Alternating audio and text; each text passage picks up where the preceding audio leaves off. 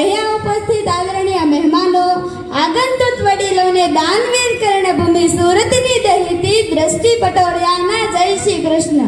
આજે મારે વાત કરવી છે એક એવા વિષય ઉપર કે ઘણા લોકો તેનો સદુપયોગ કરે છે અને ઘણા લોકો તેનો દુરુપયોગ કરે છે।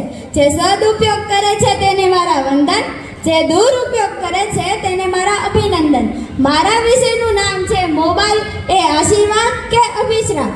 बदलती दुनिया का ऐसा असर होने लगा, बदलती दुनिया का ऐसा असर होने लगा, आदमी पागल और फोन स्मार्ट होने लगा, आदमी पागल और फोन स्मार्ट होने लगा।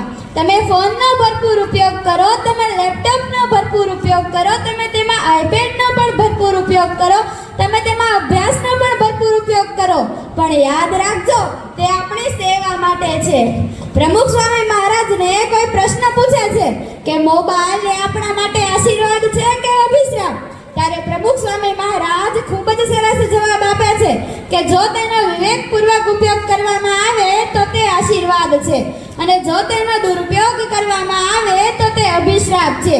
આગળથી ઘડિયું લાગે છે પણ આખી જિંદગી બરબાદ કરી નાખે છે। આજે અહીંયા ઉપસ્થિત દરેક માતા પિતાને મારે અમુક પ્રશ્ન પૂછવા છે। શું તમારા બાળકો આખો દિવસ ટીવી અને મોબાઈલ જોવે છે? હા કે ના?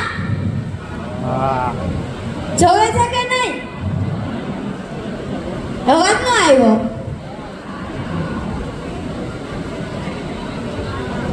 શું તમારા બાળકો તમારી સામે બોલે છે? અવાજ નથી આવતો।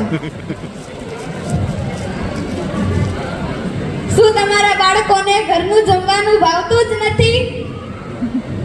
શું તમારે આ બધા સવાલોના જવાબ જોઈએ છે કે નહીં? અવાજ નથી આવતો, જોરથી બોલો। તો પહેલા તો તમે બધા મને એ કહો કે તમારા બાળકને કીધું કોને કે આમાં YouTube આવે છે જેમાં મસ્ત મજાના વિડિયો આવે છે? તમે જ ને। જો દરેક માતા પિતા ખુદ જ આખો દિવસ ટીવી અને મોબાઈલ જોયા કરશે તો બાળકોને તો એવું જ લાગવાનું ને આ તો નોર્મલ છે, એટલે બાળકો પણ ટીવી અને મોબાઈલ જોયા કરે છે। તમે બધા મને એમ કહેશો કે અમે તો અમારા કામના લીધે મોબાઈલ જોઈએ છે, પણ શું તમારા બાળકો આ બધી વાતો સમજે છે ખરા? નહીં ને। જો તમે ચાહતા હોય કે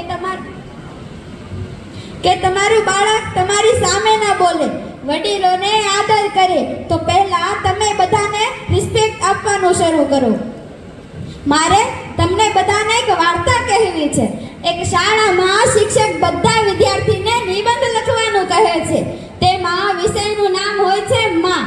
બધા વિદ્યાર્થી ખૂબ જ સરસ નિબંધ લખે છે, ત્યારે એક વિદ્યાર્થી એવું લખે છે કે જેનો હાર્દ મારે તમને કહેવો છે કે હે ઈશ્વર, જો તું મને આવતા જન્મમાં માનવનો જ અવતાર આપવાનો હોય ને તો નહીં આપતો।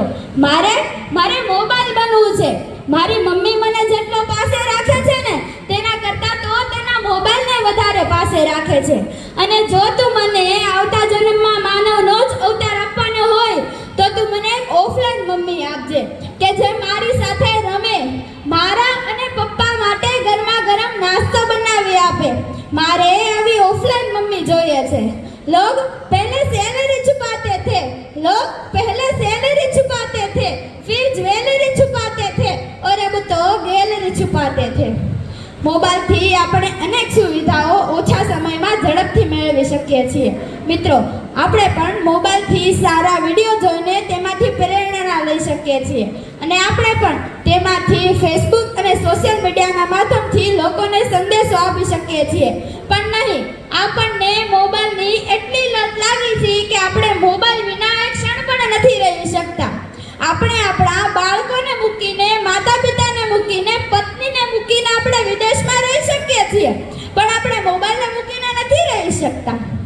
મોબાઈલનો વધુ ઉપયોગ કરવાથી માથાનો દુખાવો, ચીડિયો સ્વભાવ થઈ જાય છે અને યાદશક્તિમાં ઘટાડો થાય છે, છતાં આપણે તેમાં કલાકો સુધી ટાઈમ વેસ્ટ કરીએ છીએ।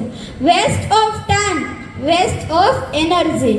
ઓનલાઈન ઓર્ડર કરીને જમવાની મજા આવે છે કે પછી પરિવાર સાથે બેસીને કઢી રોટલો ખાવાની મજા આવે છે? દુકાનમાં કરેલી શોપિંગમાં વધારે મજા આવે છે કે પછી ઓનલાઈન કરેલી શોપિંગમાં વધારે મજા આવે છે? જો આપણે જમવા બેસીએ ને તો એક બીજા હાથમાં તો શું હશે તે તમને ખબર જ હશે. બોલો મિત્રો, શું હશે? મોબાઈલ. શું હશે?